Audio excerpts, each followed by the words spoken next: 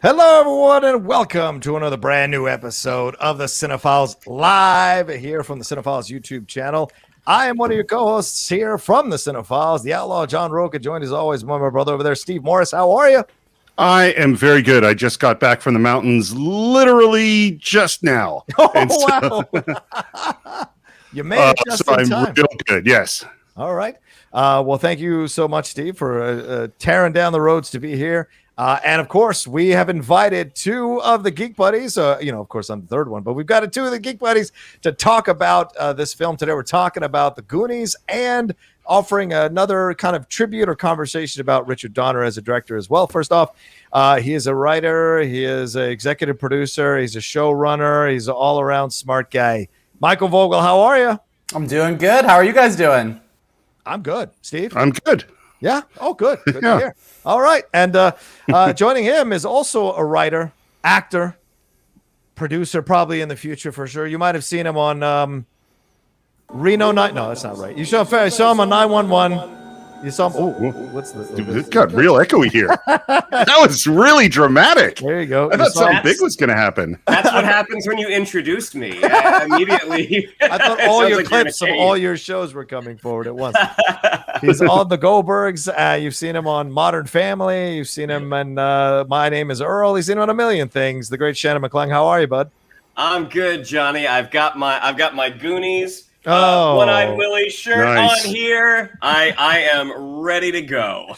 Oh, well, we'll find out if there's any treasure at the bottom of this conversation. Michael deleted himself. That was quick. All right. Excited to be talking about this film here today with these gentlemen. But Steve, what was the genesis of us deciding to choose this as the topic for the Cine-Files Live episode? Well, I would say that the genesis, well, obviously we're here to honor Richard Donner, who we lost. Normally on the Cine-Files, we pick a movie that we feel is important to the person's career. We had already done 3 big Richard Donner movies, which of course, Superman with Mike Vogel, who has run away. That was like our 3rd episode. We did Lethal Weapon, which is the archetypal cop buddy movie, which by the way, that's one that was done somewhat in our early days. And true. That might be a fun one to revisit. And we did, I think, arguably, maybe in your top 2 or 3 Christmas movies is Scrooged. Yes. And so then it was like, okay, what are the other movies? And there's The Omen. There's Maverick, that I think you and I both have probably a soft spot in our heart for, but isn't a great film. Right. And then there's this other movie that had been requested from Shannon over and over and over again. I knew Michael was a big fan, and I, with a lot of trepidation, texted you Goonies. And I think your initial reaction was no way, absolutely not. No. Until I said Cine-Files Live with Mike and Shannon, and then you went in. Yeah. That is the genesis. Absolutely, ding. That's the way to go. Yeah, I was in because then we can have an overall conversation about the movie and why it works for Michael and Shannon and why it doesn't work for me. And we don't know yet what Steve's overall feelings are about the Goonies, so we'll talk about that. And I'll text Michael and see what his situation is to make sure he's okay. But this is what the genesis was. Basically, we wanted to honor Richard Donner in some way, and this is something that we kind of came up with. So we're gonna have fun talking about the movie and just getting into it. Then, of course, mentioning Richard Donner as well. But let's start off with you, Shannon, first, since you're the sole member right now supporting this film. What is it about this film that really moves you, touches you, brings up so much nostalgia for you, and is something that you just kind of thoroughly enjoy revisiting over and over and over again? Okay, so I saw Goonies at a time when I was 7 years old, and it's a time when we didn't have the internet. If you saw a commercial for a movie, it was on TV. Like, you had to catch it on television, or you had to go to another movie and see a preview for it. And so going into the Goonies, I remember who I went and saw it with. Our family friends, the Haights, Lloyd Haight, one of my best friends. His dad took us and his oldest son. Yeah. And I had no idea what this movie was. Like, I had zero clue. And as soon as it started, because, I was a bit of a chicken growing up, as soon as I saw the skull, I was thinking, oh no, I'm in trouble. But then, as soon as that chase started and you heard that great score, I was just in it 100%. I mean, the 80s was a big time of sort of kid empowerment. And that is what the Goonies did for me. And it had a bunch of replicators that came after it. Like you could argue that the Monster Squad kind of, rode in Goonies' wake. There was another film called Big Shots, which I don't know if anyone would remember that, but it was the oldest son from Family Matters.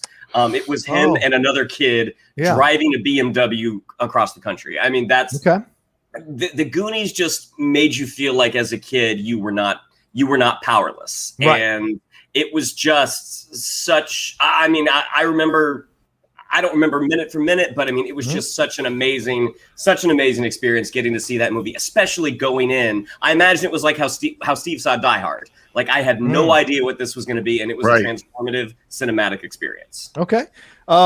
Michael, what was your first experience with the Goonies? When did you see it? And why does it last in your mind the way it does? And why is it one you revisit over and over again? For some reason, I remember my mom's cousin Bill was visiting from Ohio, and him and my dad took me to see this movie. And I don't kind of like I think what Shannon was just saying before I pop back in. Like I don't remember seeing a trailer. I don't remember wanting to go see this movie. I don't remember like knowing that it existed. I just remember sitting in a movie theater and seeing that opening shot of like the skull in the Goonies logo. Yeah. And from the moment it started, just being like completely hooked and enraptured. And then now as an adult, when I think back to the entirety of my childhood from the moment I saw that movie until I was no longer a child, it informed every single thing I did, like getting on my bike every day after school and riding around my friend. Like it really, like to me, that movie is childhood in a way that a lot of Amblin movies are, but this Amblin movie probably more than most. Okay. Steve, we ask this on the show every time. We've asked Shannon and Mike already. Now, what was your first experience with the Goonies? And we'll save your opinion for the movie overall now after I go, because we want to leave it a bit of a mystery for people. So this is a good story. So I grew up, a very old friend of mine, Matt Grieber, who is a supporter of the Cine-Files, has been with us since the very beginning. Thank you, Matt. His dad, Robert Grieber, was the president of Lucasfilm in the mid-'80s. So Matt invited me to my first ever movie event. I don't know if it was the world premiere or just like a West Coast premiere or a screening, but I saw the Goonies before it came out at the Cinema One in Larkspur with a whole bunch of fancy people when I was, so it's 85, so I was, 16. Wow. So it was like the craziest, weirdest. I knew that Matt had traveled and his brother John had traveled in these circles because I knew about his dad, but I had never been invited to one of these things before, and it was, needless to say, super cool. And by the way, his brother John Grieber currently works at Skywalker Sound, recently got an Emmy nomination for sound because he worked on the I just drew a blank. Ted Lasso? No, musical documentary. He worked on the Hulu Paul McCartney documentary that's out right now. Rick Rubin, 3-2-1. Yeah. Yes. Yeah, and so John Grieber is someone I would love to get on the show because he is a serious sound expert working at Skywalker Sound, and we've never had someone on the show to talk like that. So that is my first experience seeing the Goonies. Oh, okay. So my first experience seeing the Goonies was, I think, 4 or 5 years ago. Finally breaking down and watching it. Yeah, I'd never seen it as a kid for whatever reason. It was just one of those films that didn't jump out at me because I guess I was moving past that, because to me, I was Josh Brolin, right? I was in my teen years. And what do I give a crap about a bunch of young kids running around screaming their heads off about something? I didn't care about it at the time. I was into Top Gun. I was into, Back to the Future. I was into the more quote unquote teenager or more young adult type stuff than I was the Goonies. So I never went back to see that film until much, much later in life. And I was just randomly on TCM one day starting out. And I was like, I'll watch it. Why not? I won't talk about it. And I did not enjoy the experience at all. And I've never enjoyed it. I don't get why people love the Goonies so much. And it's really lost on me. And of course, some of the stuff doesn't really hold up when you look at it nowadays, some of the, the chunk stuff and whatever. But the overall message is cool. No surprise Michael likes it because it's friendship is magic, basically, in this movie. And they come together to try to save, and we'll get to the synopsis in just a second, but they kind of come together to kind of save the situation with their parents and whatever. So, I think that's a positive message coming out of the movie, but it's so ridiculous that, let me borrow some gasoline around a police station, and oh no, what are we going to do? Step over the fire. Oh no, we can't possibly do that. So, just that kind of stuff just kind of drove me insane, the kind of suspension of disbelief you had to have in this movie, particularly to allow the kids to get away with as much as they do. So I'll be the old man grump on here. That's for sure. That's usually my job. Well, speaking of which, Steve, without further ado, what is your reaction now when you think about the Goonies, or when you revisited it for this episode? So let me tell you what I think. I appreciate. It had a special place in my heart because of how I saw it. Right. It was probably just as John said. I was a little bit older, so I didn't get as swept up in it. I've seen it a few times since, and I literally didn't know exactly how I felt about it. I knew I probably didn't like it as much as Shannon and Michael, and I watched it. I made Karen watch it, who honestly isn't a very big fan of the movie. I made Jax watch it, who had never seen it. He didn't really like it. And I thought it was okay. The special things in the movie, I think, are really great. There's some great moments in the movie. It really bugged me. Wow. There are things in that movie. I always hated how Chunk was treated as a fat kid. Like growing up, I didn't like it when I saw it the first time. Watching it now, it was terrible. And I got some problems with the film. I like the idea of the film. It's such a Spielbergian kids adventure story that has all of that Spielberg kind of stuff. Obviously, you can see his hand in it, and some of it's done really well. But yeah, I'm much more on Team Roca even than I thought I was going to be. Wow. Okay. Yeah, it's going to be quite the tap dance this evening, gentlemen. Oh, okay. We know one half of this panel is devoid of joy, as we talked about before. All right, well, let's move on to the synopsis of the movie. Let's get into that just to get people a little caught up on this situation here. It's an American adventure comedy film. Came out in 1985. I think the same year that Back to the Future came out. Same summer. There you go. So it is directed by Richard Donner, although Sean Astin said in his book that he felt like Richard Donner and Steven Spielberg were co-directing this movie essentially at the same time. It's from a screenplay by Chris Columbus, who, of course, from Home Alone, but also the first two Harry Potter movies and assorted other films that he's done. But it's based on a story by Steven Spielberg, who's executive producer of the film. In the film, the kids who live in the Goondocks neighborhood of Astoria, Oregon, attempt to save their homes from foreclosure. And in doing so, they discover an old treasure map that takes them on an adventure to unearth the long-lost fortune of One-Eyed Willie, a legendary 17th century pirate. During the adventure, they are chased by a family of criminals who want the treasure for themselves. The film grossed $124 million off a $19 million budget. Wow. But people still want to call it a cult film. I don't understand how that's a cult film. If it makes 6 times its budget, that is no longer a cult fucking movie. That's a massive hit, in my opinion. So it's kind of odd that they call this thing a cult film overall. They shot it for 5 months. They did about a couple of weeks of extra overdubbing and post-production. And apparently the script was 120 pages long. So there was a lot that they cut out. There's a mention to an octopus that there was a scene that was going to be shot as well. It was shot. You can see the octopus scene. You can. Oh, okay, sorry. You can. It's not in the movie, but it's like when it would air on TV on TBS and stuff. You've seen it's good that they cut it. It's good that they cut it. Version. Yeah. And the soundtrack had Cyndi Lauper, REO Speedwagon, the Bangles, and other people on top of it. And certainly, Cyndi Lauper had that kind of a semi-hit song, maybe with the Goonies. I think it was a pretty big song. Okay, semi-hit. I don't remember it being one of her biggest, and it isn't including on her 13 Deadly CYNS Sins soundtrack or CD for greatest hits. So I don't recall it being that big of a deal, but maybe you guys. Well, that's because you were too busy listening to Danger Zone by Kenny Loggins. You know what? There's nothing wrong with that. Take My Breath Away won the Oscar that year. Goonies aren't good enough, didn't. That's all I'll say.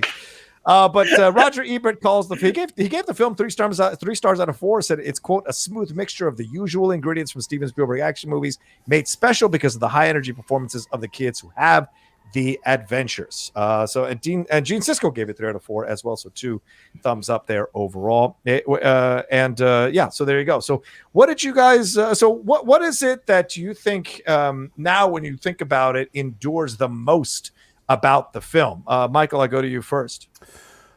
Well, I think because and I'll probably jump back and forth on this throughout the night. Like there's what I love about the film and what endures about it, and then there's what I think about it from the fact that I've been an executive in kids and family entertainment for so long. And I think one of the enduring things is this movie from 1985 is still the bar whenever anybody is developing any TV show or movie that is supposed to be a family film. Like you still go into a room and you're like, we need that magic of the Goonies. We need that special sauce. And everyone still just now, granted, most executives today are in their, early 40s or, a little later and probably were kids when they saw Goonies. So there's probably a nostalgia level to that. But the fact remains that there was something about this cast, this story, this movie, the blend of sort of more adult humor with to Johnny's point about like the fire around the police station, some adult humor with some very cartoony elements and more young elements. And it made it sort of the perfect bridge movie for kids to go to. You could go to this movie, it was made for you, it had a kid's level of humor, and it was just adult enough to make you sort of giggle because they were cursing and saying inappropriate things. But at the same time, it was just a little bit scary. Like there was some parts where you maybe got a little bit intense and then it would be cut with one of the kids saying something really funny.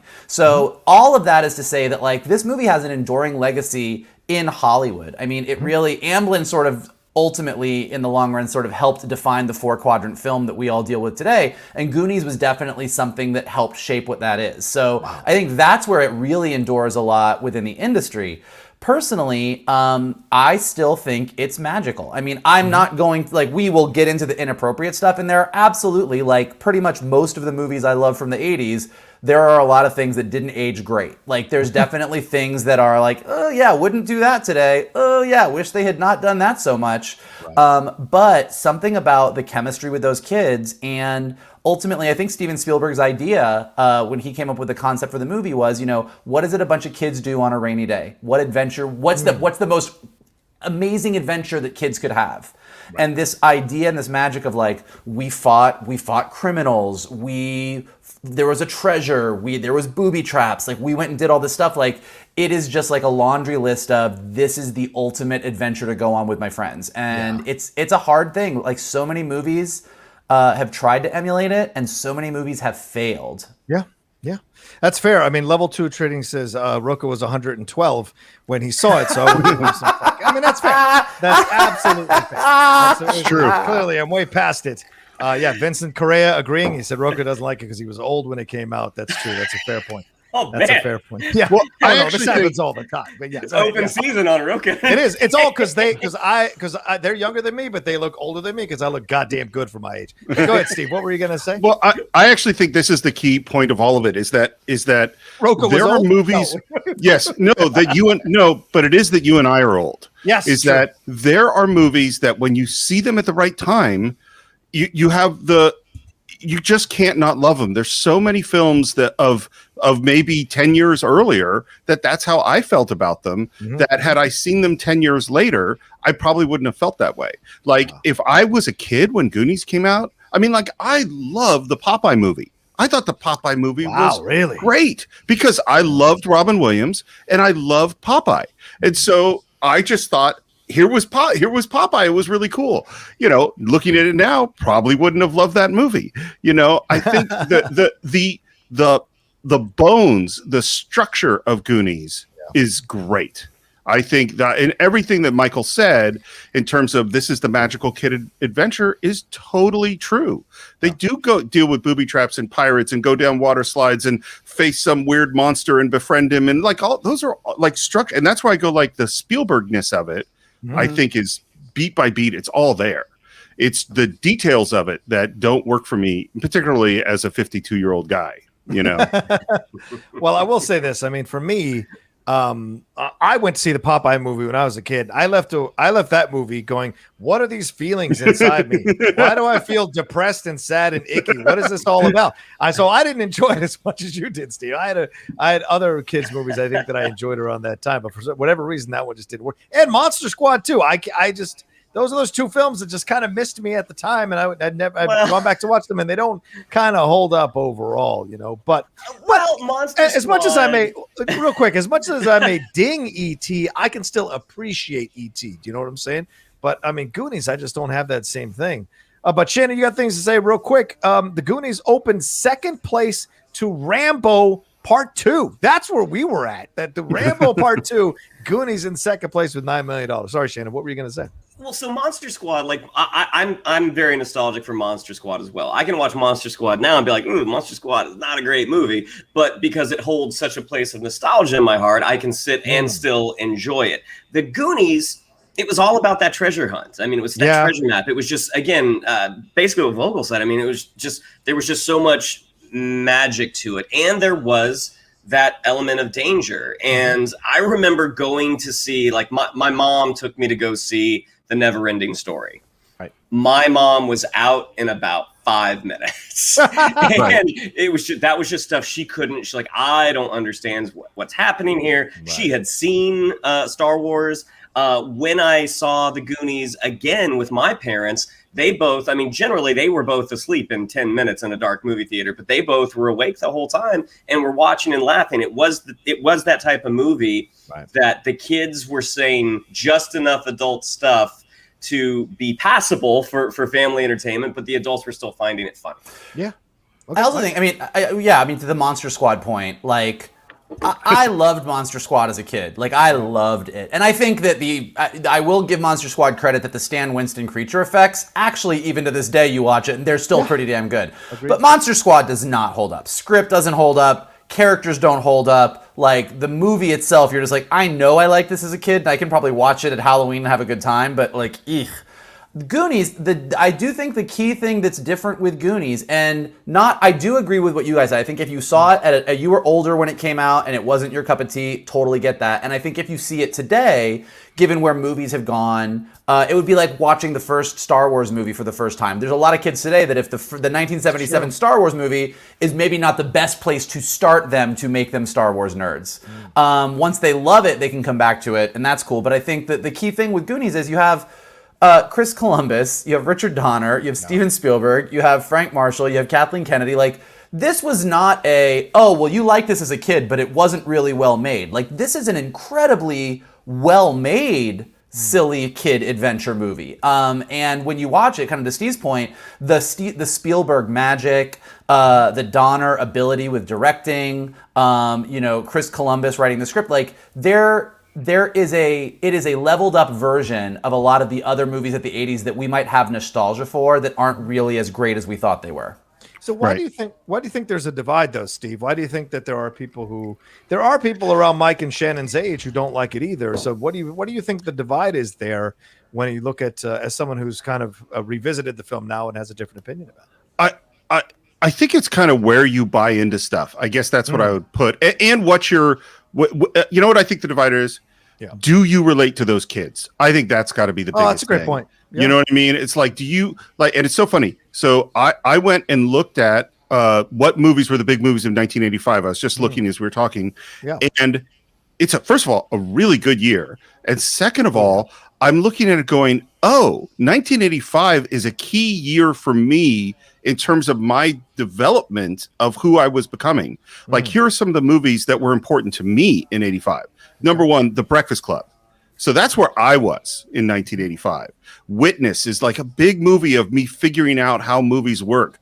I went to Weird Science. Again, that's a movie that is probably as problematic as The Goonies, if not more so. But that's where I was in terms of a problematic film, was Weird Science. And then there's things like Fletch and Clue and Real Genius and Silverado, Lady Hawk, Rocky IV. These are like, that's where I was. So the fact that like Goonies was a movie that I went, this is for younger people. You know what I mean? It just wasn't where I was at that time in my life. Right. You know. Okay. All right. We got some super chats that have come in. Vincent Zawada says, you guys need to do Lethal Weapon 2. Just as good. Yeah, I would love to do Lethal Weapon 2. Diplomatic immunity. That's my favorite line in the movie. Just been revoked. I love the way he does that. We also have one here from D. Duval, 59. Thank you very much for the kind super chat. My brother, when we were kids, begged me to rent Goonies once, and yet I still rented Godzilla versus the Smog Monster, which turned 50 today for the 100th time. I didn't see Goonie until my early 30s, and it's perfectly acceptable. Oh, there you go. High praise. High praise indeed. That's high praise. Yeah, there you go. But let's look at the actors here and run through these characters here. Sean Astin is Mikey, Corey Feldman is Mouth, Jeff Cohen is Chunk. You have Kerry Green as Andy, Martha Plimpton is Steph, Ke Huy Quan, I hope I'm saying that right, as Ke Huy Quan as Data. But then you have Josh Brolin as Brand, and then Robert Davi, fresh right before he becomes Agent Johnson in Die Hard as Jake. Joey Pants in this as Francis, and Ann Ramsey, Where's the Beef, as Mama Fratelli. And we also have John Matuzak as Sloth, and Lupe Ontiveros, who's worked in a lot of things as Rosalita in this film. So, Shannon, I go to you on this one. Who's your favorite character in the Goonies? Data. Really? It was always Data. Data was the one who not only had the gadgets. I thought Data was the funniest, but also he was always the bravest. Data was the one that actually went up against the Fratellis. He's the one that sort of inadvertently, but he got a couple of shots in. So I always loved Data. I loved the long coat that he had on. The fact that he had a zip line that goes from his house to his friend's front door. Data was the best. Okay. All right. Mikey, do you have a favorite character in the Goonies? I do. Mikey. I mean, listen, guys, I go see a movie as a kid. The kid who's the leader of the group, who's the dreamer and believer, who's the one who's going to help make the magic happen and has the special bond with One-Eyed Willie, is also named Mikey. I mean, it's not a leap to figure out who my favorite was in that movie. Fair enough. Steve, do you have a favorite? Or do you have a character that stands out for you that you do like, even even on the rewatch? Probably same as Shannon's. Is Data. Mm-hmm. Yeah. Okay. Nerdy, into gadgets, had cool James Bondy things. Yeah, that was my favorite character of the film. Yeah, Mike. I will say, as an adult watching it, despite the fact that the fat shaming is excessive, I think Jeff Cohen does maybe one of the best performances in that movie. His performance in Chunk is so ridiculously hilarious. His comic timing is so good for a kid that, I mean, he still cracks me up almost every line that he has in the movie. Yeah, I was just going to say that. If I'm going to pick a favorite character, it would be Chunk, because of the things he has to overcome, the crap he has to get from his friends, the dance he has to do, and then him connecting with Sloth the way he does over the Baby Ruths and all of that. Like, there is so much involved in what he's doing that you're right, Mike. The timing is incredible. The voice that he uses for the, what are you doing? Like, all of that. But you gravitate to him because he seems like an underdog, but he seems to always find his way out of situations. And he's all emotion. So, that just makes all sense. And I always struggle with my weight. So to me, that's the connection. And I was never cool growing up as a kid. I was always the one who ran behind the cool kids trying to be part of the group. So that is how that's why I connect with Chunk the way I do. But I think everyone in a vacuum, I enjoy the characters overall in a vacuum, right? It's just the way overall they're used in the piece. I'm just like, you're asking a lot of suspension of disbelief. But Josh Brolin now, I think I'm Josh Brolin now as I get older. Get out of here. You bother me. You kind of sons of bitch. But what about the women in the film? Let's talk about that. Martha Plimpton and I think Kerry Green is Andy. Martha Plimpton is as Steph. Did you like the way they were used as young female teenagers in the movie? And do you feel that they got, I know it's an 80s movie, but we can ask this question. Do you feel that they got an appropriate amount of agency or equality in trying to figure this whole thing out, or were they damsels in distress?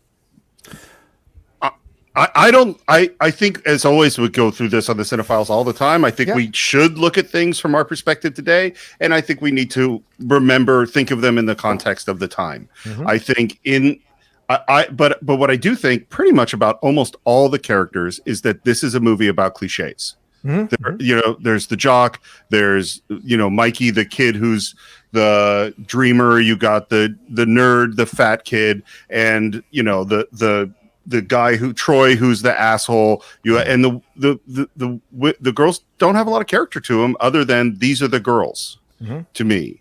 Okay. Martha Plimpton maybe a little bit more, and some of the stuff of like the long monologue of it's okay if he wants to look down my shirt, that's fine, I do have a great body, like all that stuff, that is not the best stuff as far as I'm concerned.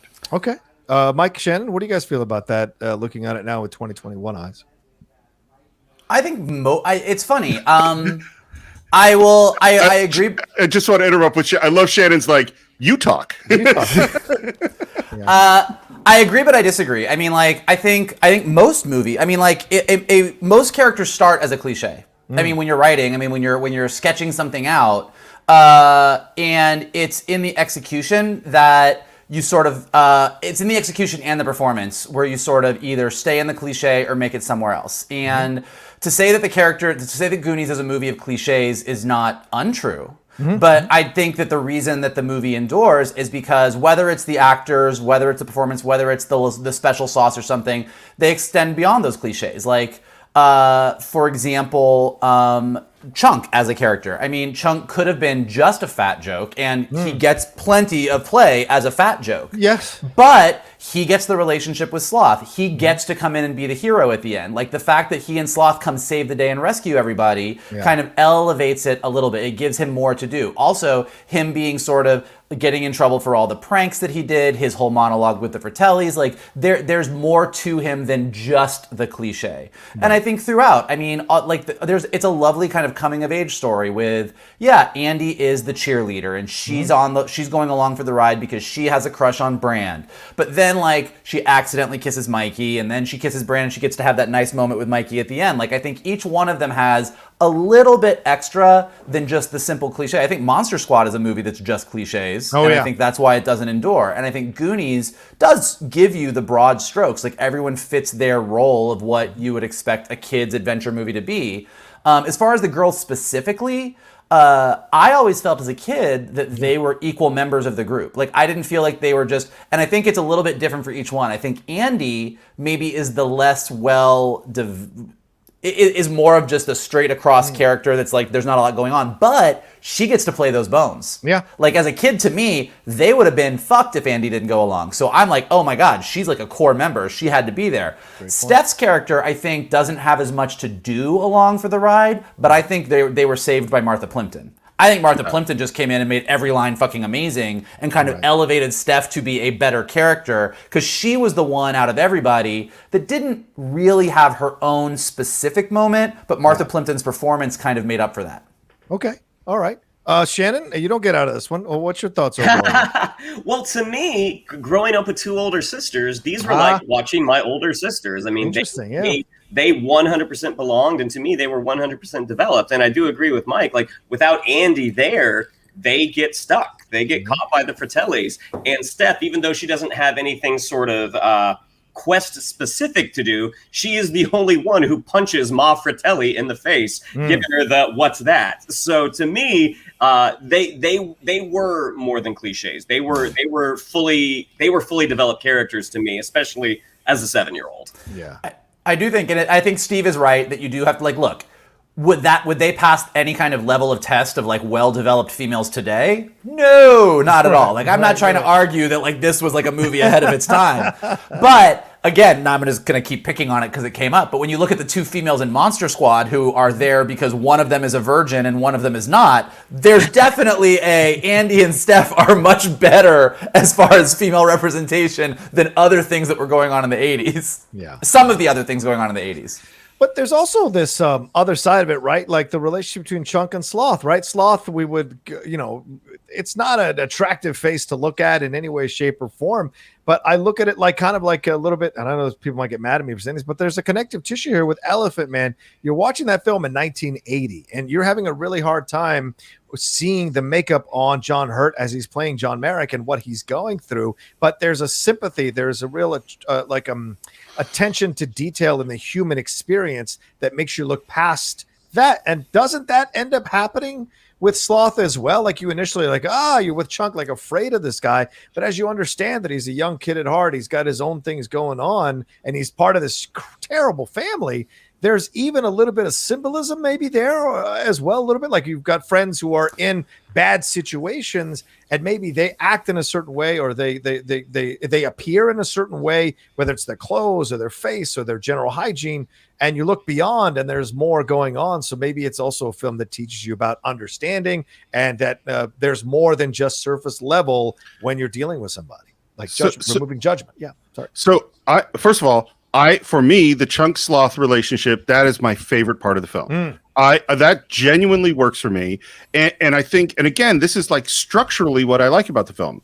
These are all outsiders who are not the rich kids. They're not the cool kids. They all have things that might be against them in one way or another. Yeah. And then we see the rich country club folk, and that they are the enemy. And then we see, and that Sloth is one of them. He is an outsider who's been put down, and that each one of these people finds their place within the Goonies. Almost like this is our world down here, which that speech is irritating. But I understand. It's gold. It's gold. It's not. the repetitions of the word. There's so much of Richard Donner just letting them kind of improvise around the script, and there's so much kind of rambling. It's irritating to me.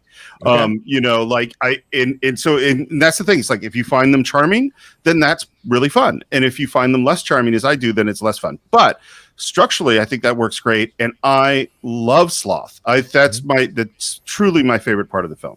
Okay. What do you gentlemen think about this relationship? Yeah, I mean, I think Sloth is scary for about 15 seconds. Okay. And that includes that first part, because at the beginning, when we meet him with Robert Davi, you feel bad for him. Like something's wrong here. Like we're looking at him from behind. Whatever the opera that he's singing is clearly torturous. It's only that moment that when Mikey is trying to push that, that tray of whatever that stuff is towards him, that you get sort of that fear. It's that moment because you haven't seen his face. You're looking at him from behind. Right.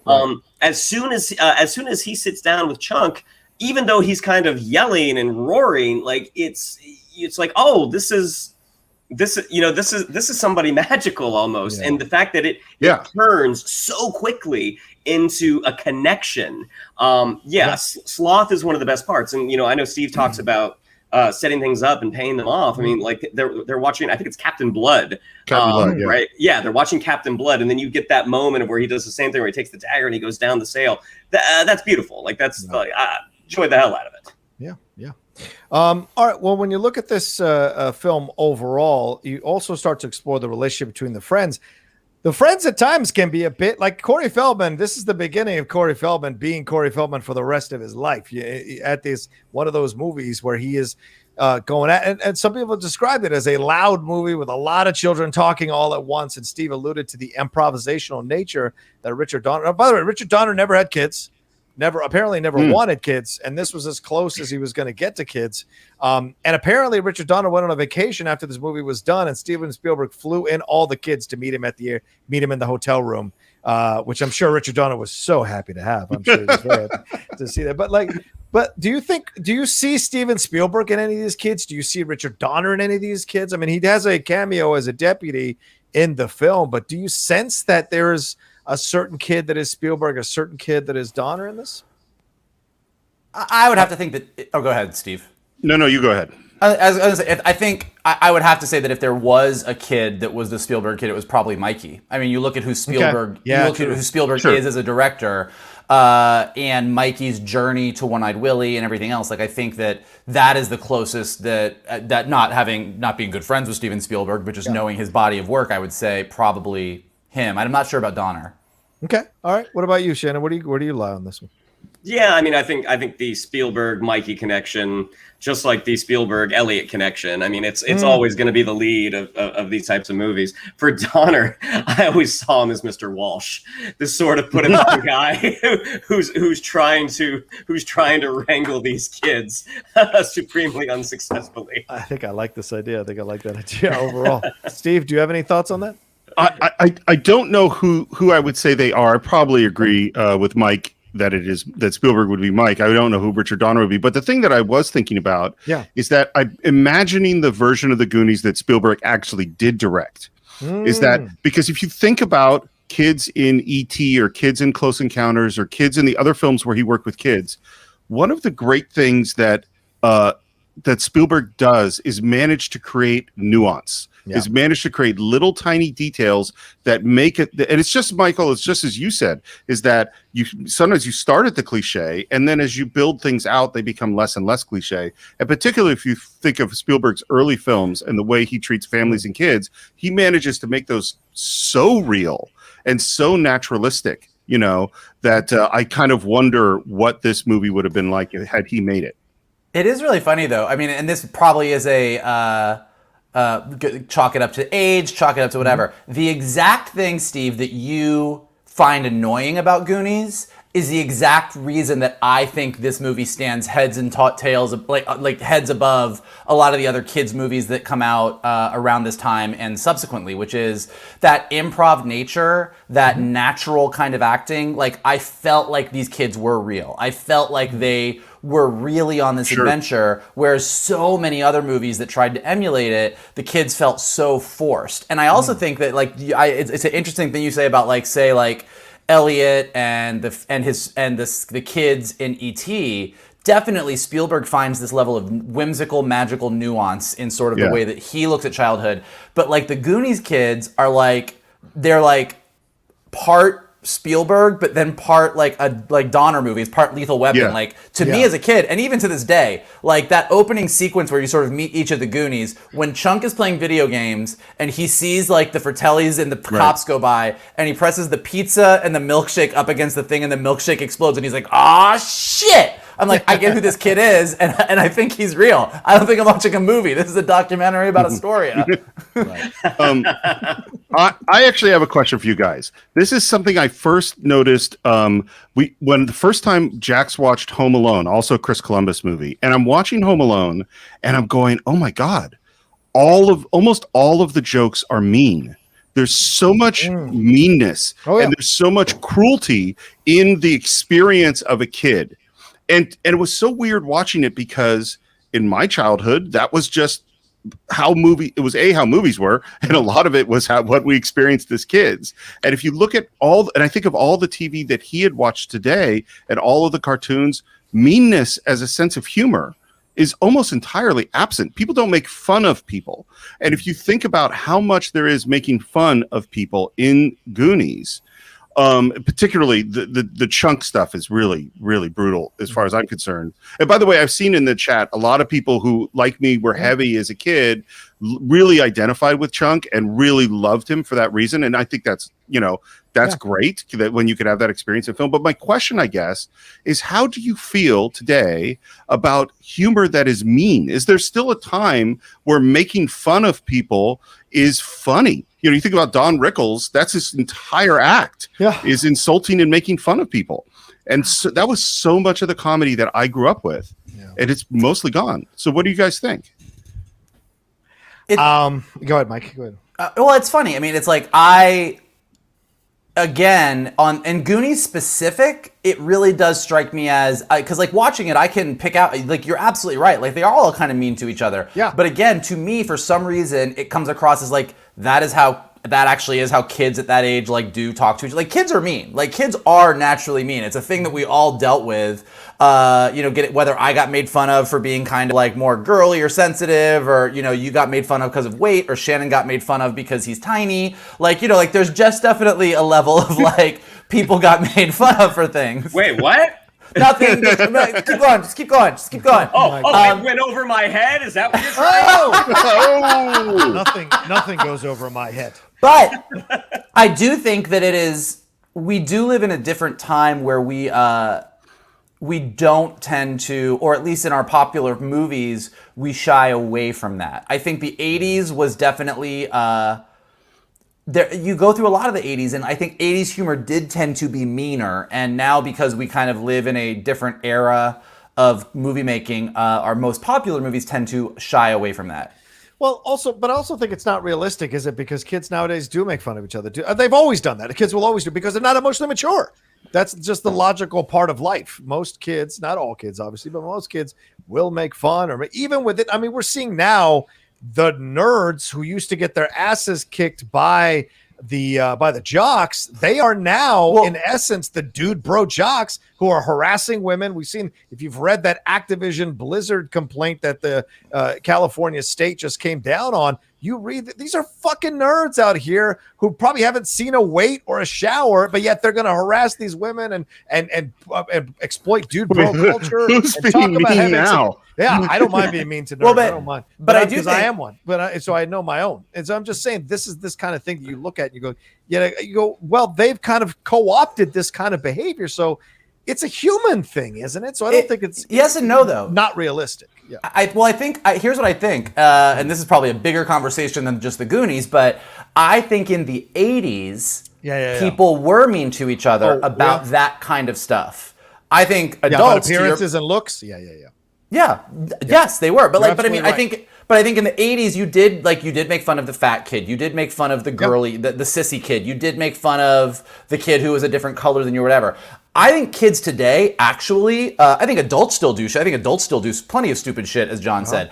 I think kids today absolutely still make fun of each other, but I think they tend to make fun of each other less about the things that we used to. I think kids growing up today are, by and large, probably smarter and more sensitive than we were as kids, because of just like the era that they're growing up in. It doesn't mean that kids don't still make fun of each other, and it doesn't mean that kids don't still deal with all of the things, insecurities and anxieties that we dealt with, but I think it's a different way of the kids don't do the stupid shit that we see represented in a lot of 80s movies now, that we all did. Well, here's a great point from Musty. He says, even Chunk, they joke about it or act like, Chaco, is that Chaco? Is that, or is he trying to say Chunk? I think he means Chunk. So even Chunk, they joke about it and act like he's annoying, but he is annoying by lying all the time, exaggerating stuff. And it's that they resent from the start, not him being fat. So that could be a part of it too. Although they do, triangulate on the fatness, but they also kind of resent him a little bit for his character. So maybe that's a part of it.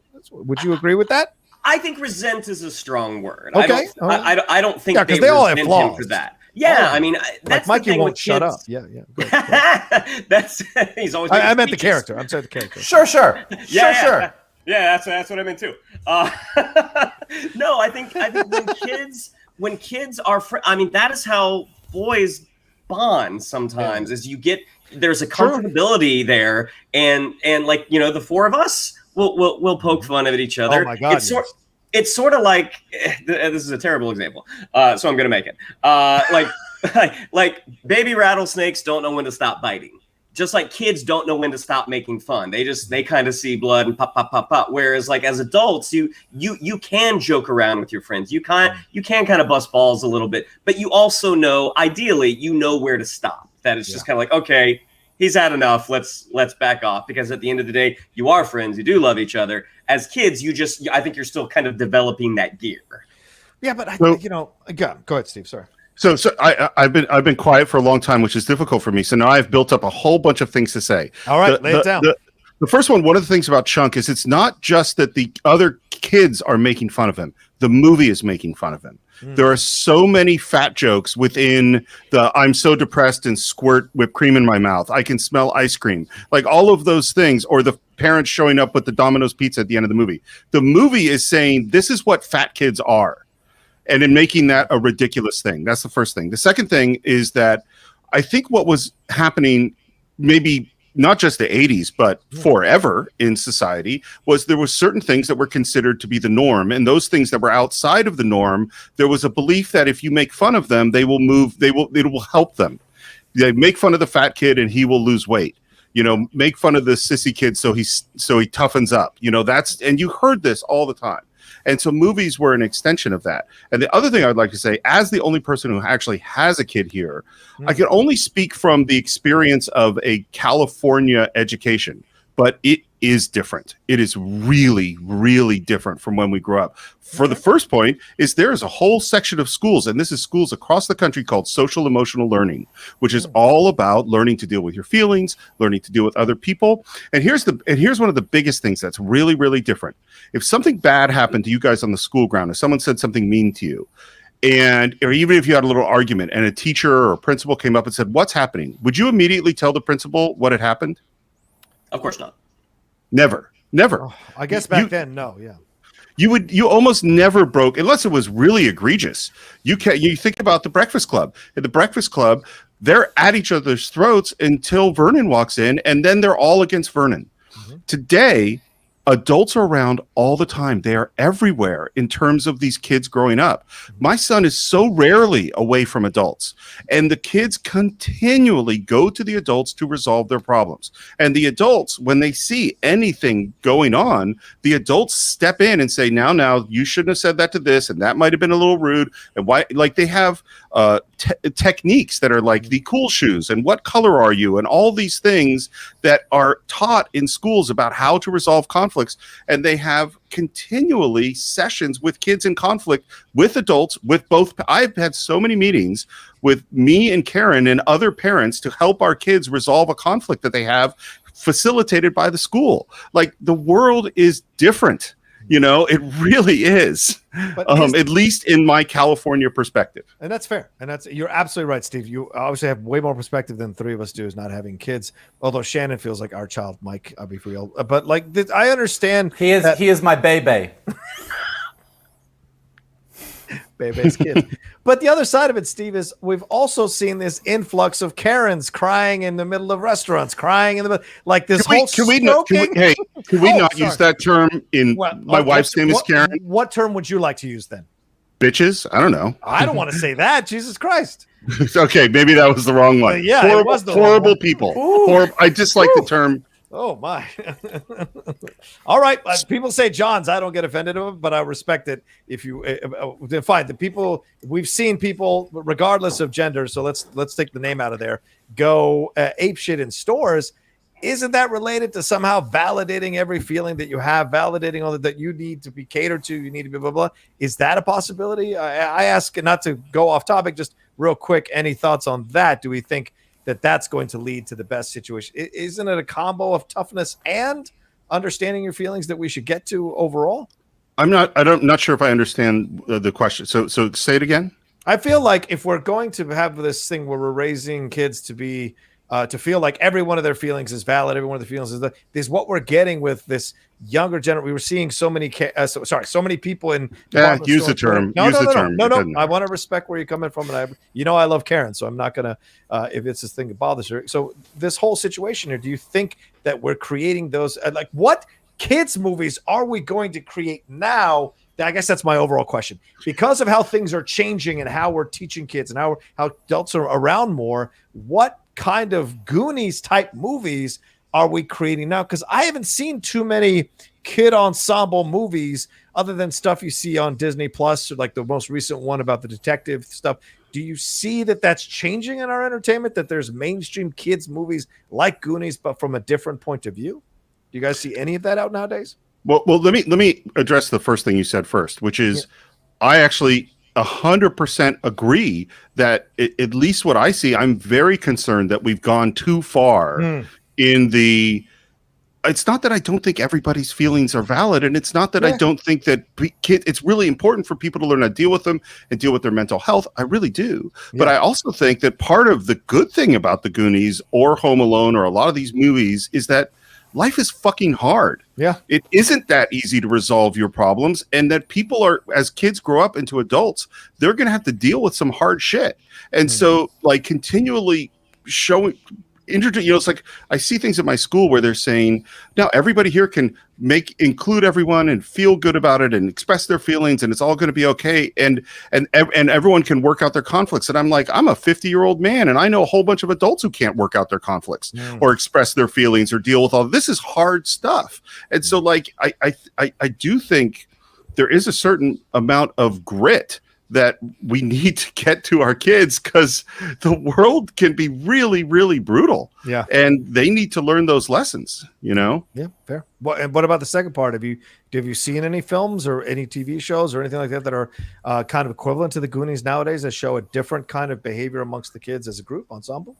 I don't know if I see an ensemble one, but I think a lot of the Pixar films really do deal with this well, whether it's Inside Out or Toy Story 3, where they're dealing. You have characters that kids are relating to that are dealing with real difficult, hard stuff, and in a complicated way. So I think some of that is there. What do you think, Mike? I mean, you keep tabs on this stuff, I'm sure. What do you? Yeah, see? I think that it's interesting. I think that obviously the closest parallel to Goonies today is Stranger Things. Of course, And a close second to that would be part 1 of Stephen King's It. And all three of them, Goonies in a very light and hearted way, It in a horrific way, and Stranger Things somewhere in the middle, all deal with sort of kids in this coming of age era and this group of kids that kind of come together to overcome some big obstacle. And I think that it's not by accident that both It Part 1 and Stranger Things are period pieces that take place roughly in the same era as the Goonies. How ironic. So it's kind of interesting that that's the case. But I think that I think that when you look at both of those movies, you see kind of them splitting the difference. I think that particularly with Stranger Things, you see them being more inclusive and showing some characters that weren't necessarily represented as much in the 80s. I think you see them really working harder to make the female roles more fleshed out for sure.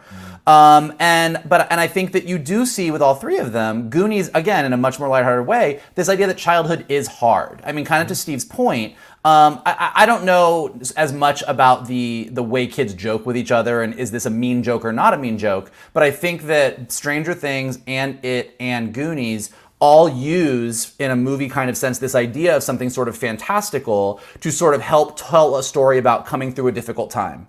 Goonies is about, you're a kid, you don't have any control. If your family's gonna move, you're fucked. You lose all your friends. It is very much about dealing with adolescence and adulthood and the things that you are out of your control, and Stranger Things does the same thing. And so it's kids coming through a fantastical thing and going through this sort of harrowing journey that only kids can see, that only kids can understand, that I think does kind of, to the point of what you're talking about, one of the reasons some of these movies really do hit kids at a certain age in a certain way is because they do see these kids going through some huge struggle and things being hard and coming out at the other end better and stronger because they stuck together. Yeah. And I think that's sort of an enduring, to your point, it's friendship is magic. So I like it. So I agree with every single thing you said, except this. Stranger Things and definitely It are not for kids. Can you imagine? I've heard Shannon McClung's stories about movies he was taken to too young. You guys were about 7 or 8 years old when Goonies came out. Can you imagine someone taking you to It when you were 7 or 8 years old? God, or even not. Stranger Things. Stranger Things is pretty damn scary. I mean, I saw a lot of movies that I probably shouldn't have seen around the same. I mean, you were talking about Weird Science came out that same year. I saw Weird Science in the theater. Certainly shouldn't have seen it at 8 years old. Not that it was scary. It was scary. It made me feel some things. Scary in a different way. But now you're confused. You are correct. But what I'm saying is the reason that Stephen King's novel It struck a chord with people, even as adults who read it. I think one of the reasons that Stranger Things is popular, and kids absolutely do watch Stranger Things on Netflix. I'm sure they do. Is because whether you are a kid watching it or you're an adult watching it, it is a story that takes a fantastical thing and replaces it with the struggles that a child really goes through in real life, or uses it as a window into it. You're a kid who's dealing with abuse. You're a kid who's dealing with neglect. You're a kid who's dealing with being in the closet. And for you, this experience is horrific because you're dealing with a scary clown or the upside down or whatever it is. I think that's a very valid point. That's why those, nowadays we don't live in a G-rated world anymore. In fact, I was doing a study when about a couple of years ago, and I was writing an article, and it was exploring how many G-rated movies there are and how many, how the numbers have dropped precipitously since the 80s. When you look at year by year, how many G-rated movies, aside from those chimpanzee, Disney, animal movie, nature movies, there's not many G-rated movies that go into the theater anymore. Kids are much more mature or exposed to harder things at younger ages now in our society than ever before. The internet is part of that. TV is another part of film is a part of that. So it's a different approach. And I agree. I think the reason why it and Stranger Things works is because we all remember being terrified as kids at that age about something. There's a universality in those experiences. And whether it was in our minds or not, we felt that terror because we didn't have power. We didn't have power as kids. We never felt that we could control anything, even though we might have deluded ourselves we could. We never could control it. So at any moment, our dad could spank us, or at least when I was growing up, at any moment, you could get in trouble with the teacher. At any moment, you get beat up by bullies. At any moment, any kind of crazy things could happen to you. So what about you, Shannon? What do you think about it? I mean, I do agree with Steve that definitely it, and to a lesser degree, Stranger Things. I mean, Stranger Things is pretty gory. True, the upside down and stuff, yeah. But to what Steve was saying about the Pixarness, I think Luca is a great example of a movie like this where kids have an outlet. Kids can figure out how to deal with conflict resolution. Yeah. And I would also say Into the Spider-Verse. I mean, how many kids absolutely have not felt like Miles Morales, have not felt like I'm the outsider, and you find your tribe, basically. You find that group of people who helps you be the best you can be. Right. I think Kang did that as well. He found multiple variants of himself. What do you say there, Steve? Well, I was just thinking about what you were saying, John, about how little control we had. What's so weird about it is I think that's 100% true. I also think we were so much more independent. And if you think about whether it's a movie like E.T., or I remember years ago we did the Black Stallion on Cine-Files, is that I was on my own a lot as a kid. Whether it was riding my bike to school we were just out there in control of our lives a lot in the way that happens much, much less today. I mean, I learned how to cook and make myself dinner when I was about not my son's age, who's 10, because I was home and there wasn't anything I needed to eat, so it's not that my parents were, not there. They were just, they weren't there at that moment. They were there for me in general, but like, there were so many of us that grew up doing so much more there's a study, I'll try to say it really, really fast, but there was a dude who followed kids, it sounds really creepy, in the 70s with a camera to see what kids did when adults weren't around. And it was like in a New England town, and he mapped everywhere they went and saw that they would travel like 3 miles away from their town and go to the quarry and go to, where the fallen tree was and down to the creek. And they just had all of these experiences totally without adults. And these are like, 4 to 10-year-olds. Then he went back to the same town in the 2000s and did the same study, and the kids never left their backyards. And many of the parents were the kids he had followed. They had grown up, now had kids in the same town. And he said, hey, yeah, but I have this on my chart that you went down to the river and you played for 4 hours with whatever, but your kid never leaves to play.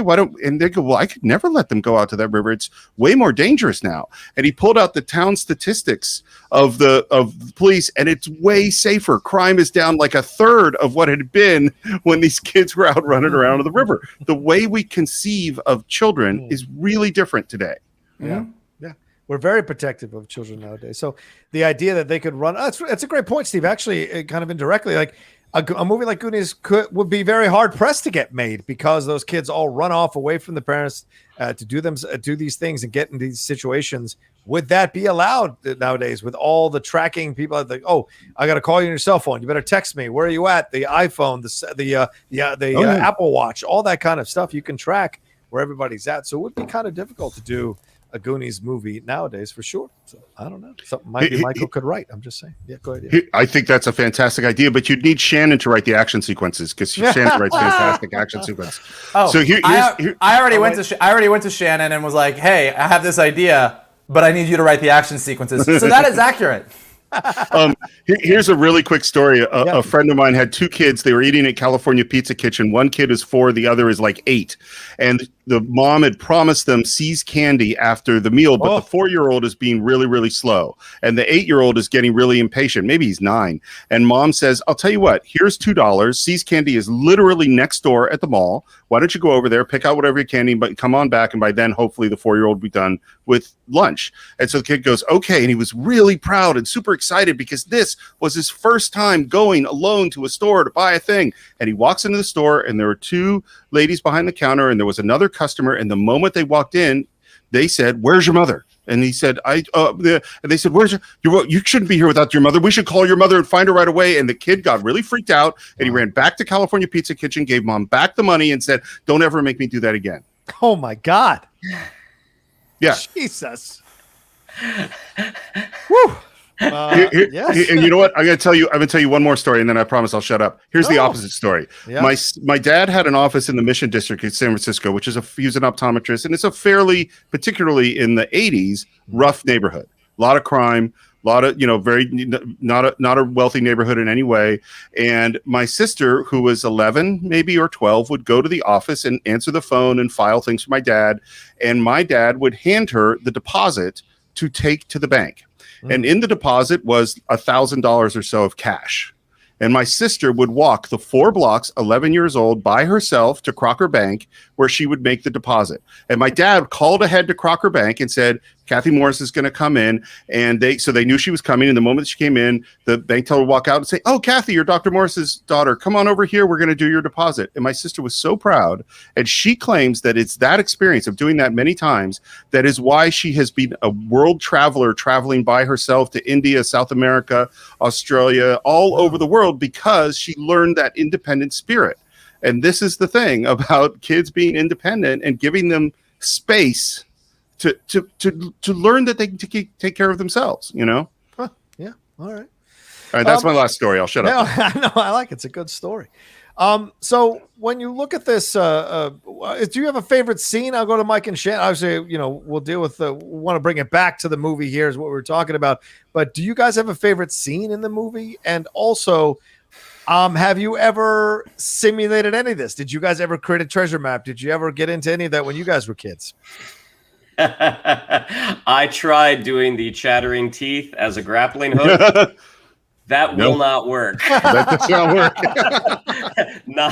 Not at all. I mean, I have so many favorite scenes in it, but I do think, I love those opening credits. I love them establishing those kids right off the bat with very little dialogue. And I just love that score, Dave Grusin's score.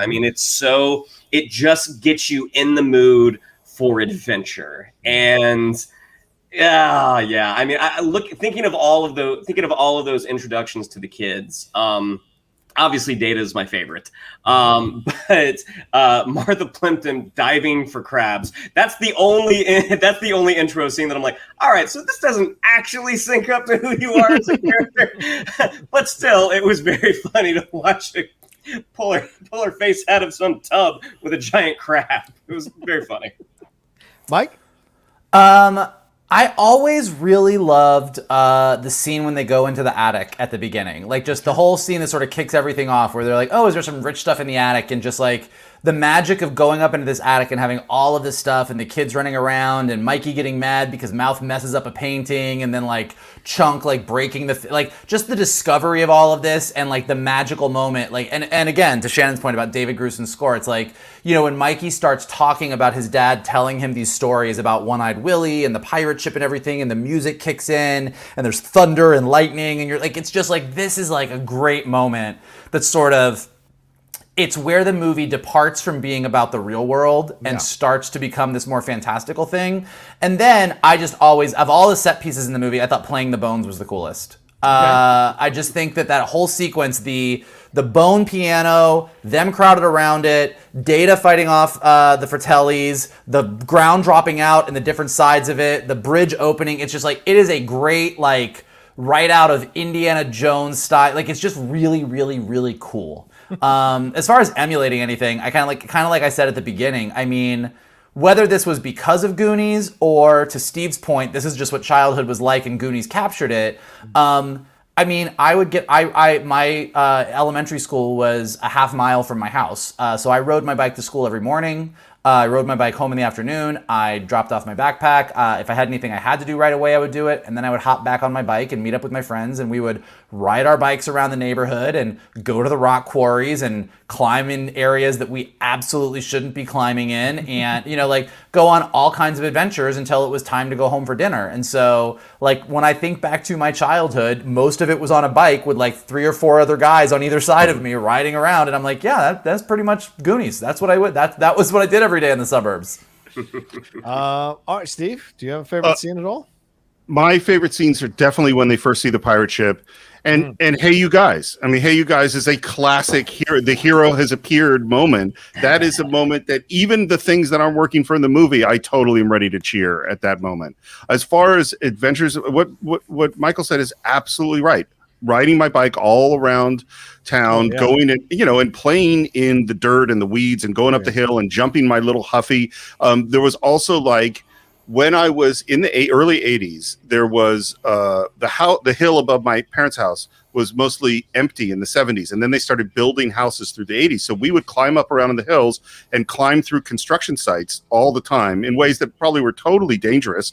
And then it was a big hill with like brown weeds, all, California kind of brown weeds. And we would get cardboard and we would sled down the brown weed hills, over slamming into rocks and jumping over dirt roads and just completely unsafe things. That was the stuff we would do when I was a kid.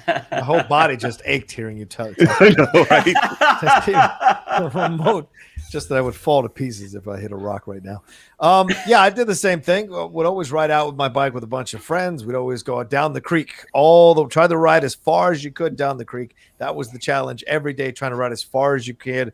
Then climbing up those kind of massive hills that are always by a creek, the mud hills and whatever. Those are all fun stuff to do. You did it for hours. As long as you're home by 6, I was able to go wherever I wanted to go for 3 hours a day after, and I did my homework at night. So that was my life for the most part. So whenever the street lights turned on, exactly. When the street lights came on, you had to be home. It's funny how you guys were talking about. So in my subdivision that I grew up in, the lot next to my parents' house was empty for years, and so it was just this big dirt lot. And we had my friends and I, we had adventures all the time there. And then when they did finally start to construct something, it was at the same time as like the G.I. Joe PSAs, like, hey, if you see a construction site, like, don't do this. We got ideas. It was like, oh, we can grab one of those planks that the construction crew left behind, and let's try and use it to climb over something. And also, those wooden stakes with like the brightly colored little tails. This was more around the time of Monster Squad, but we yanked every single one of those out and sharpened them up, like just in case Dracula or a vampire were to come around. I mean, I know that every day the construction crews had to have shown up and be like, who is taking all of these stakes? So here's just one occurred to me that is ridiculously dangerous. So my parents, when they moved into the house that my mom still lives in, when I was 7, and it had a pool. And as I said, there were times where I come home from school and I'm the only one there. So I would naturally go swimming by myself. And frequently at 8, 9, 10 years old, I would swim and by myself, nobody's around. So right there, we're in a little bit of a problem. And they had the pool cover with like the bubbles, which my mom still has. And I figured out that if you swim under the pool cover, that you could push it up and get a little suck of air. And so I spent a lot of time by myself swimming under a pool cover. And then what I did was I folded the cover. So there'd be like cover here and then would fold back and then go over the top and made a little fort. So you could swim up into the pool cover. I didn't have any friends at this time, by the way. So like there wasn't anyone to play with except my friend David Seal. Like he and I would both swim under the pool cover by ourselves and swim up under it and hang out in this little fort that would get really hot and then swim back down. And we did that all the time. Yeah. Nathan Pollock says my days with friends resemble D&D campaigns more than Goonies adventures. Yeah, fair enough there. Real quick, super chats come through here. Steve John Getz says, after listening to Geek Buddies podcast for so long, it's weird seeing the actual faces conflict with my mental image. Ooh, what is your mental image of us? I would love to know that. Also, I saw this movie for the first time in theaters last year, so that's one good thing from COVID. Oh, nice. Yeah. Wait, I want to know. I need a follow up on this. Like, what did you think we were going to look like? Yeah, absolutely. I mean, the faces are in the banner, so I'm confused about how you wouldn't know what we look like. But all right, John. All right, I respect it. All right, it's you guys know I'm a movie trivia champion, so I want to run you through a 12-question movie trivia to see how much you really know the Goonies. Yeah, shock, motherfuckers. All right, let's do this thing. Okay, real quick rules. Yeah. Are you directing the question at a specific person, or are we buzzing in? Question. No, you buzz in with your name, and I will decide. And Steve, you can play along too if you might. How do I buzz in with my name? You just say Steve. Just say Steve. Okay. Yeah, Steve, Okay. Mike, or Shannon, whatever you want to choose to do your name. I don't think I'm going to do very well, but I'm in. I'm ready. Yeah, all right, let's do this thing. It's 12 questions, so we'll keep it chill. When the Goonies ride past Mr. Walsh outside the museum, what is he doing? Shannon. Shannon. Taking down the American flag. Correct. Nice job, Shannon. What nickname did Brand not call Mikey? Wimp, Little Wussy, Limp Lungs, or Lame-o? Shannon. Little Wussy. Jesus Christ. Are you guys even in the game? Good job, Shannon. I mean, apparently not. I almost buzzed in on that one. Welcome to the Schmodown. Who said, okay, Brand, Michael Jackson didn't come to my house to use the bathroom, but it's Michael, Vogel. Shannon. Chunk said it. That is correct. Chunk did say that. That's right. The truffle shuffle. What's the shape of the lamp on Mikey's bedpost? Shannon. It is a skull. It is a skull. Correct. And did you know, trivia real quick on the Goonies, the skull they use is an actual skull. They used an actual skull in the movie. So there's a little trivia for you. And also the map, they didn't like the way the map looked. So they aged it. The production designer aged it at his hotel room with coffee and his own blood. So there you go. Oh, wow. Yeah, that's pretty weird. That's commitment. Yeah, it's commitment. What year is written on the map the Goonies find in the attic? Shannon. Ooh, Shannon, go ahead. 1632. That's what I was going to say. That is correct. 1632. And what else did they find in the attic? The Chester Copper Pot. Yeah, but Steve. Steve. Vogel. Shannon. The Chester Copperfield key. There you go. No, that's wrong. That's wrong. Shannon, what is it? Shannon. Vogel. Shannon. Chester. They find the doubloon. They find the doubloon. They find the doubloon. They get the Chester Copperpot key off of Chester Copperpot when Data says he recognizes him, the decomposed body. All right. He's that for sure. Damn it. What's written on the note that Jake Fratelli leaves for the prison guard to find on his body? Shannon. Vogel. Shannon. Oh, I heard Vogel. Shannon. You schmuck. You really think I'd be stupid enough to kill myself? All right. Well, another one here. What's the name of the house cleaner? Mrs. Walsh asks Mouth to Vogel. Rosalita. Rosalita it was. And a little bit of trivia. That actress is not a actress who doesn't speak English, ladies and gentlemen. She actually helped write some of the Spanish words they were going to say and then taught them how to say it in the course of the movie. Do people think that she actually didn't speak English? Yes, brother. It's the 80s. You kidding? William Atherton said he used to get accosted by people like bars because they thought he was the guy from Ghostbusters or Die Hard. So yes, in the 80s, that shit happened.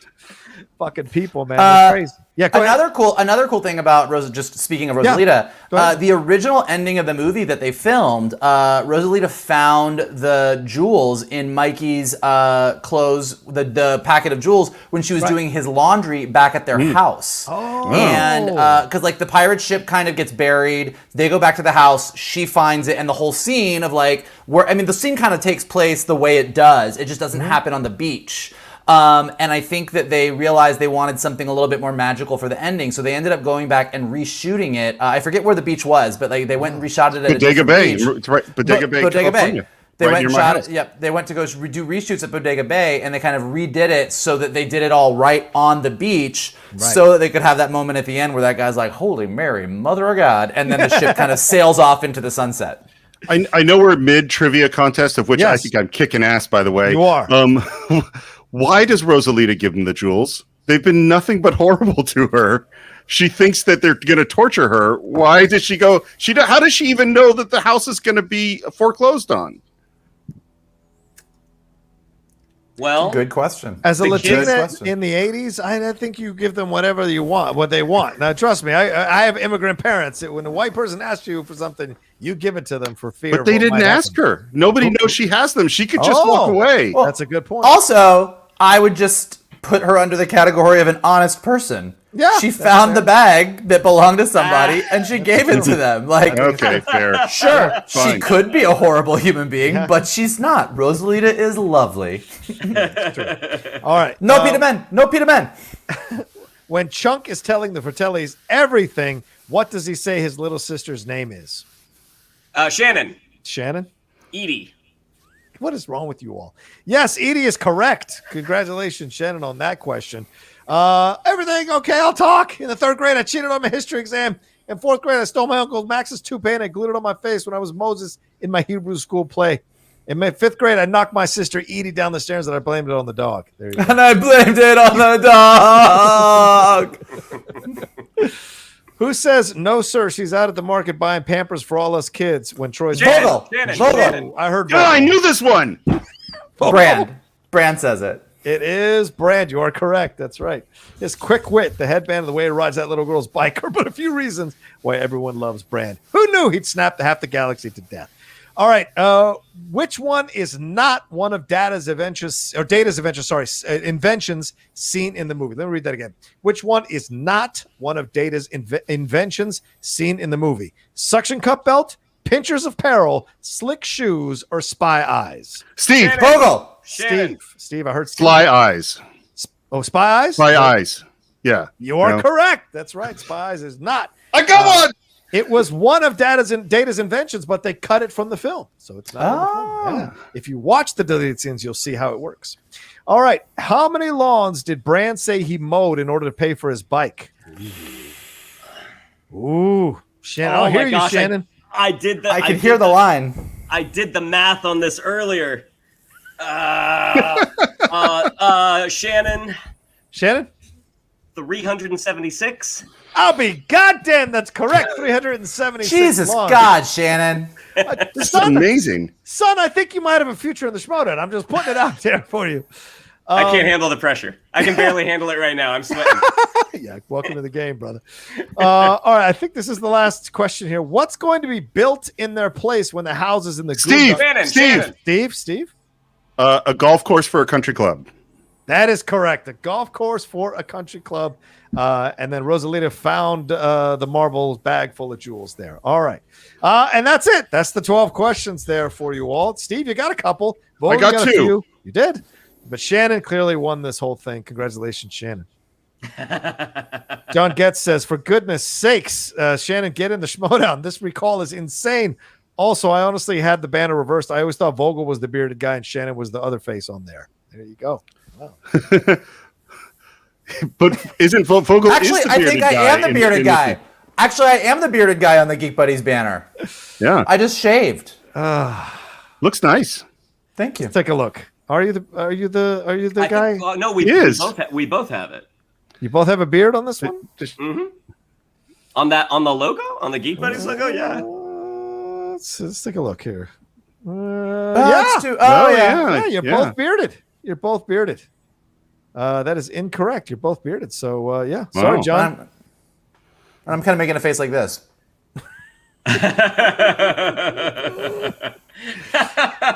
John says, look, I'm too drunk for this crap. Just know I had it reversed. All right. Fair enough, John. All right. I think we're an hour and a half. We should wrap up the show. As we talk about this, we should talk about Richard Donner before we wrap up here. I think we did a fun conversation about the Goonies. Got kind of serious and had a lot of fun as well. So typical Cine-Files episode, in my opinion. Any thoughts on Richard Donner as well? And maybe if you want to mix in what you think is the lasting impact of the Goonies as it goes forward, because it keeps getting rediscovered generation by generation. And it was put into the National Film Registry as well in 2017, I believe. So it's going to be considered one of these historically great films for the medium of film. So who wants to go first? I'll go first just on Okay. Richard Donner. Well, the thing that I think about him is that he's one of these guys who is a craftsman, and he knew how to bring his craft to a bunch of different genres. Because you think about The Omen versus Superman versus Goonies, Lethal Weapon, like these are really different films, and yet they all have his good craftsmanship. Almost all of them have his sense of humor. And the thing that I think that I have not a ton of evidence on, I think this is one of those guys that people really like to work with, like his cast liked him and they kept coming back. And it seems like he didn't put on a lot of airs, that he was just, I'm here to do the job. And I like that kind of director. Yeah, I would echo that as before we get to our two Geek Buddies guests here. I would echo that as well. I think that's the thing that I enjoy the most when I think about Richard Donner or hear about Richard Donner or watch him in interviews or read about him. And, it's fun to go into YouTube wormhole and watch his multiple interviews he did at multiple film festivals talking about the movies.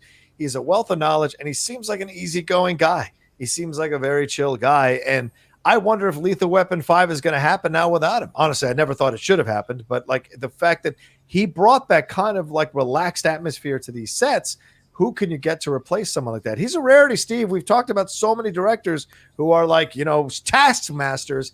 He seems like one of those directors that has that natural energy and gift, organic, a personality that is much more relaxed, much less about the ego, much more about interactive nature of this thing than most directors. And he directed a number of fantastic films from multiple genres that were successes in those genres, And so what else would you want out of that? And changed a lot of people's lives and left movies that people will go back to and reference and consider some of their favorites ever made as they go forward in life.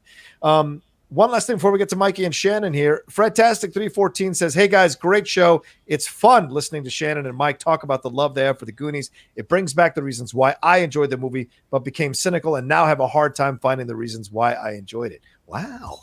All right, Fred, you might need to go on a treasure map hunt yourself, Fred. There you go. Hey, one quick thing before Shannon and Mike go, sorry, is that I just was looking. Do you know that his first film in 1961 was a movie called X-15, and it was starring Charles Bronson and Mary Tyler Moore? Oh, what an interesting combo. Wow. Right? Hey, Mary, where's the treasure map? Charles. All right, who wants to go first here? Let's start with you, Shannon. What's your feeling about Richard Donner as a director, and what do you think is his lasting legacy? We talked about this a few weeks ago after he had passed, and like Richard Donner, I think is just sort of like the consummate journeyman director. I mean, this is a guy who started doing television. He directed episodes of Twilight Zone. He directed episodes of Gilligan's Island, and making that jump from television to film, that's not an easy jump to make. And the fact that he was able to do it and continued to work, I mean, I imagine it speaks to him as a person, that people probably did enjoy working with him, that he probably did run a pleasant set. And as far as the Goonies, I mean, man, it's funny because Vogel and I are working on a project together right now, and one of my outlines I put in that they find a map, and one of the notes I got is kids don't read maps; they look at their cell phones now. So I really hope that the day comes where we swing back around and kids do find the magic in what a treasure map is. Oh, good point. All right, Mikey, please. I think so. What I think about Donner is, as varied a career as he had and as many different types of films that he made, like the thing that's sort of the constant in all of them is he created a believable lived-in world. So whether that is Metropolis, or it's the Lethal Weapon movies, or it's Goonies, he created a world that felt like people really lived in it and you really believe in those characters. And I think that that's what he was really talented at doing. That's what he got out really natural performances from people. He just managed to make, I think he believed in the worlds that he was creating enough that it made you believe in them. And I think that that's sort of part of what his legacy is. And I think that's part of like the legacy of what Goonies is. I think that that's why people remember it more fondly than other movies that they go back, again, to the Monster Squad example, that you're like, ooh, I did like that as a kid, but ugh. And then to disagree with Shannon a little bit on the map versus phone thing. And I got the note. I can pull it up. Oh, no. I know you got the note. That part really happened. But I think it sort of speaks to a little bit of what we were talking about, the difference between kids growing up now, kids growing up when we were kids, and everything else, is that I think that Goonies is a movie that speaks to the kid in all of us. And some people hear it and some people don't. And I think that kids today, whether they're looking at cell phones or maps, like, they're still having adventures. They might not be having adventures in the same way that we did. They might be experiencing their adventures with each other differently. But I think that kids are always smarter than we give them credit for. Kids are always dealing with more than we think that they are as adults. And I think Goonies speaks to that. And I think that's sort of its enduring legacy. So I think kids today are still very able to find their 2021 version of treasure maps. It's just adults that have a harder time doing it. That's a fantastic point, man. All right, I'm gonna go rethink my life. Thank you, Mike. Yeah, Steve. You asked about the lasting impact of Goonies, and I just want to go back to what Michael said at the very beginning. I totally understand why Goonies is mentioned in so many development meetings, because, and it goes back to what I was saying too, is like structurally, this is a perfect kids adventure, and going, how do we get a group of characters and create a situation where kids can be independent and face scary things and accomplish great things? Like, that is a really, really cool thing. And I think that is 100% not only a lasting effect, but even though I'm not the biggest fan of the film, I think it's a good effect. Yeah. 1,000% agree with that. All right, well, that's it for this episode of the Cine-Files Live. Can't thank you all enough for watching, and for those of you who are watching later, thank you very much for watching as well, or listening to this. I'm sure Steve's going to put the audio up of this one, and please remember to hit a like on this video as well, and leave a comment. It's always nice to have you leave comments, and likes and comments elevate the visibility of the channel, elevate the visibility of the show. So we appreciate you all doing that 1,000%, and thank you for all the super chats and the Streamlabs and the support you give us every week when we do the Cine-Files Live, or when we do our regular show. For all you patrons out there who are supporting us as well, we appreciate it madly. Steve, what do we tell them about social media and all that stuff?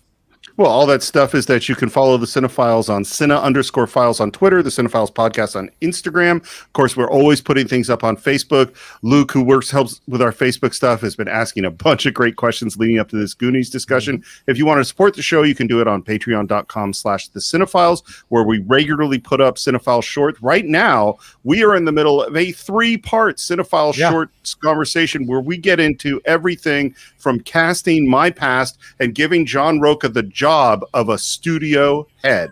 That's all the things we're discussing on patreon.com/the Cine-Files. And of course, you can subscribe to the Cine-Files right here on our YouTube channel or on iTunes, and of course also on Spotify and Stitcher. And please, if you haven't already, leave a review on iTunes. Yeah, there you go. And yes, somehow the algorithm chose me, Michael, to be the head of the studio. So I like algorithms now all of a sudden. Oh, that's why. That's where the algorithm love came from. Now it all makes sense. Yep. Shannon, do you want to drop your Geek Buddy stuff that you usually do for us? Yeah, if you'd like to follow me on Geek-Files? social media. On Twitter, it's at Shannon_McClung. On Instagram, it's Shannon the Geek Buddy. If you'd like to follow the Geek Buddies on social media, on Twitter, it's at Geek_Buddies. On Instagram at _Geek_Buddies. And every week you will see me with two of the 3 of these gentlemen on the Geek Buddies. There you go. Well, and I personally just thank you guys so much, because I love the Geek-Files. I love or the Cine Buddies or whatever it is. Oh, they both work. Yeah, I know, right? I love when the 4 of us get together. It is such a pleasure, and I so much enjoy talking to you about whatever it is we're going to talk about. It's so much fun. Absolutely. Mikey, any final words? I know Steve covered all the stuff that I usually do on Geek Buddies, so I'm just going to say, hey, Perfect. It was a pleasure to be here, everybody. Thank you both again for coming on. This was a fun time. I hope you all enjoyed it as well. Yeah, you can follow me at The Roca Says on Twitter and Instagram. And hey, I'm on Twitch, The Outlaw Nation on Twitch if you want to roll around. And my YouTube channel, youtube.com/John Roca Says. Come and hang out and have some fun over there as well. All right, you all take care of yourselves. Be well. We love you madly. Practice social distancing. Wear your mask. Be careful. The Delta variant is real. The other variants are real. So be safe. Stay with us, and we'll talk to you next time for another brand new episode of the Cine-Files Live here on the Cine-Files